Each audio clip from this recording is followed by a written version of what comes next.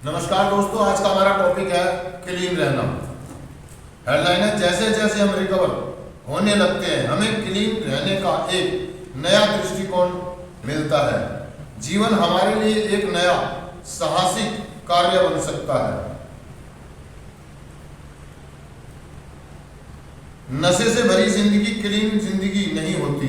इस बात को हम में से अधिक अच्छी तरह कोई नहीं जान सकता। हम में से बहुत से ना तो अपने चारों तरफ बिखरे वातावरण और ना ही अपने खुद परवाह किए बिना केवल एक स्थल फटेहाल जिंदगी जीते रहे हैं। किसी भी बाहरी जिंदगी से बेहतर तो हमारी वह अंदरूनी हालत थी जो हम अपने मन के स्तर पर महसूस करते रहे हैं। अपना नशा पाने के लिए हम जो कारनामे किया करते थे, जिस तरह हमने दूसरों से बर्ताव किया और जिस तरह हमने अपनी खुदी से बदसलूकी की, उसके कारण हम अपने आप को एक निहायती गंदा और भद्दा इंसान समझने लगे थे। हम में से बहुत से अपने सुबह के उस समय को अब भी बार बार याद करते हैं जब हम केवल यही कामना करते थे कि बस एक बार हम अपने खुद के और अपनी जिंदगी के बारे में सच्चे तौर पर स्वच्छता का अनुभव कर लें। मतलब दोस्तों ये कहना चाह रहा है कि क्लीन रहना आज का टॉपिक। और कल हमने क्या पढ़ा था? बढ़ती हुई मंशाएं। तो मोटिव क्लियर हो गए थे, हमने कल मोटिव के बारे में पढ़ा था, हमारे उद्देश्य क्या होते हैं ना। तो ये कह रहा है कि दोस्तों क्लीन रहना मतलब हम क्लीन रहने का मतलब ये कि जब हम एक एडिक्ट जो नशा कर रहा होता है और जब वो बहुत ज्यादा नशा करके, जैसे उन्होंने बताया कि हम अपने आप को बहुत ज्यादा गंदा और बदहाल इंसान महसूस करने लगे।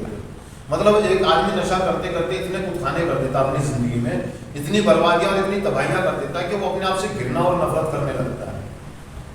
मतलब उसे अपने आप से नफरत हो जाती है, अपने आप से घृणा हो जाती है और आध्यात्मिक स्थिति होती है वो जीरो हो जाती है।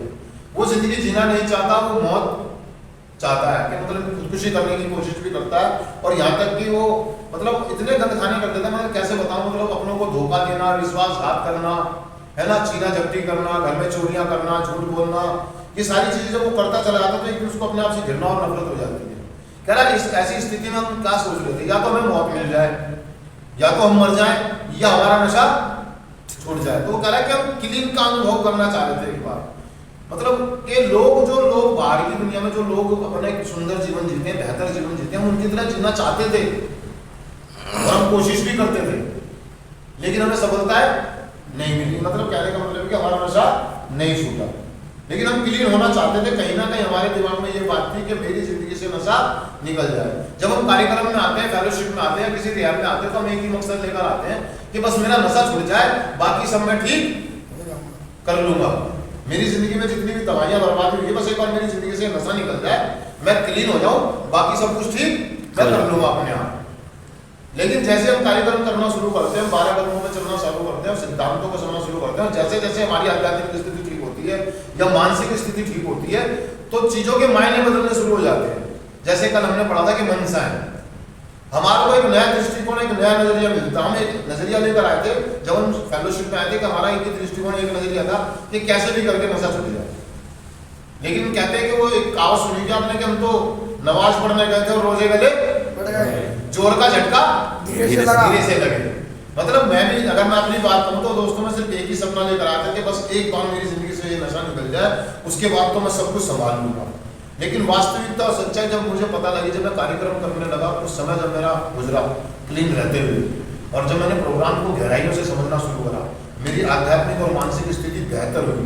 मुझे एक नया नजरिया मिला कि नहीं, क्लीन रहना ही नहीं है। क्लीन रहने का मतलब क्या है?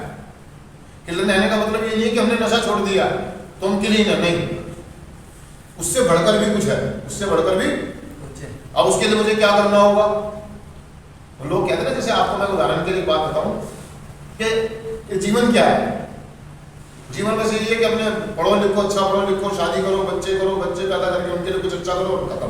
नहीं, अगर हम जब जीवन जीना शुरू करते हैं तो हमें वास्तविक जीवन के बारे में पता लगता है।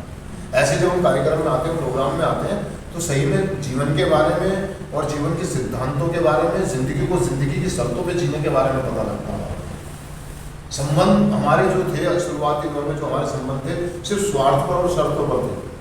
हम एक थीम लेकर आते हैं, सपना लेकर आते हैं कि बस नशा छूट जाए, बाकी सब मैं ठीक कर लूंगा। लेकिन असल में हमें बाद में पता लगता है, जब हम कार्यक्रम करते हैं, वास्तविकता सच्चाई बदल जाती है, हमारा नजरिया और दृष्टिकोण बदल जाता है कि खाली नशा छोड़ना ये सब कुछ नहीं है, बहुत सारी चीजें मुझे अभी छोड़नी है, जो मुझ में बुरी आदतें हैं, जो वजह है मेरी नशा करने की, बार बार नशा करने की। मुझे पता लगता है कि मैं नशा तो घर में छोड़ सकता, लेकिन मैं घर में सफल क्यों नहीं हुआ। कारण ये थे कि मुझ में कुछ बुरी आदतें थी, कुछ मुझ में कुछ दोष थे, मुझ में कुछ कमियां थी।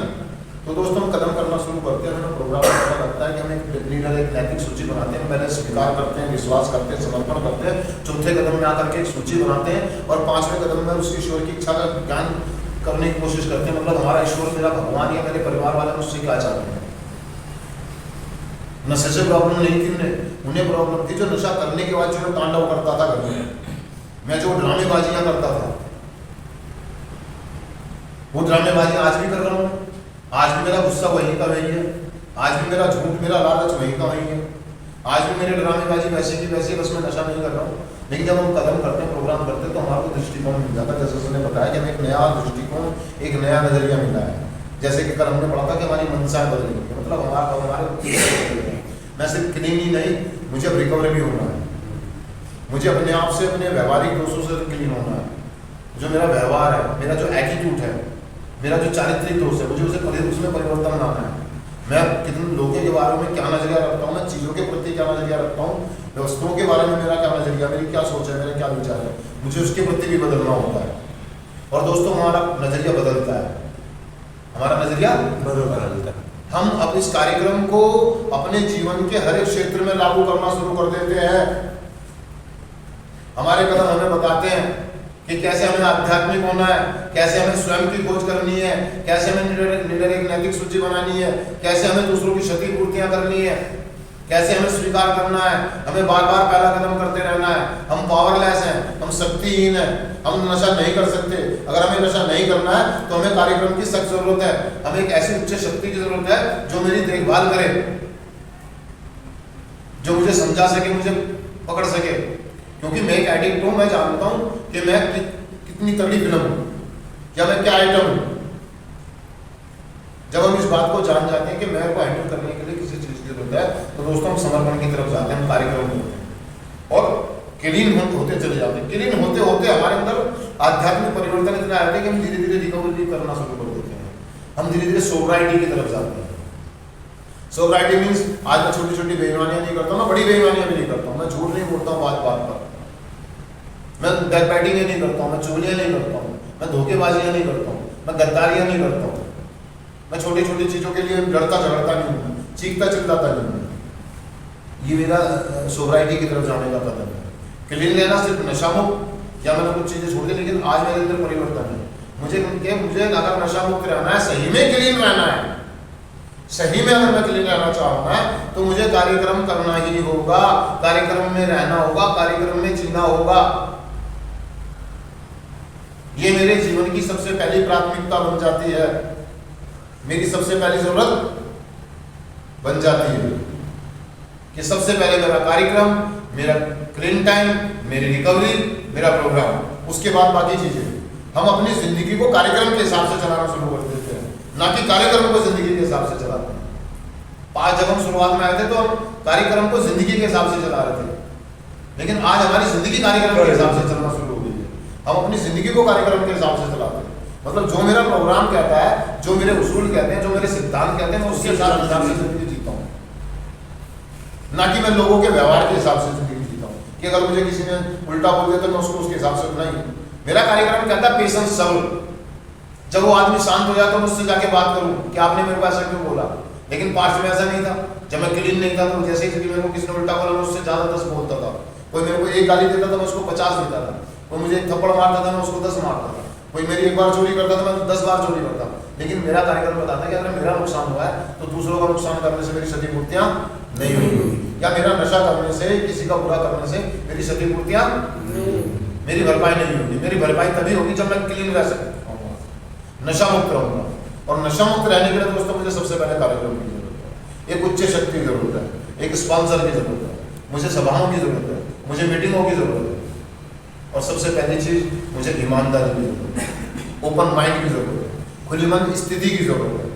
क्योंकि मेरी मानसिक और आध्यात्मिक स्थिति या संबंधों के आधार पर जो मेरी फिजिकल स्थिति जीरो है, और ये तभी बेहतर होगी तीनों स्टेटें जब मैं क्लीन रहूंगा और अपनी चीजों पर काम करूंगा। तो मुझे कार्यक्रम की सख्त जरूरत है दोस्तों, क्लीन रहना है मुझे। क्या रहना है? क्लीन। बस मैं नशा ना करूं। क्या ना करूं? बाकी चीजें अपना आप धीरे धीरे समय के साथ साथ बेहतर होती चली जाएंगी। एक एडिक्टिव प्रॉब्लम ये कि वो हथेली में सरसों होना चाहता है कि जैसे वो नशा छोड़ता वो सोचता कि सब कुछ ठीक हो जाएगा, हो गया, लेकिन सब कुछ ठीक नहीं होता है। समझ रहे हो मेरी बात? उस समय के साथ साथ धीरे धीरे ठीक होगा। बस मुझे एक काम करना है, मुझे क्लीन रहना, नशा नहीं करना। नशा ना करूं इसके लिए मुझे प्रोग्राम की करने की जरूरत है कि किसी की मदद की सख्त जरूरत है। दोस्तों तो मैं चिंतन पढ़ देता हूं के लिए मैं आभारी हूं। समझ रहे हो?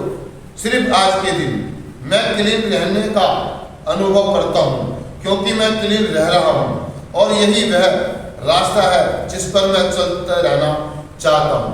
थैंक यू दोस्तों, शुक्रिया।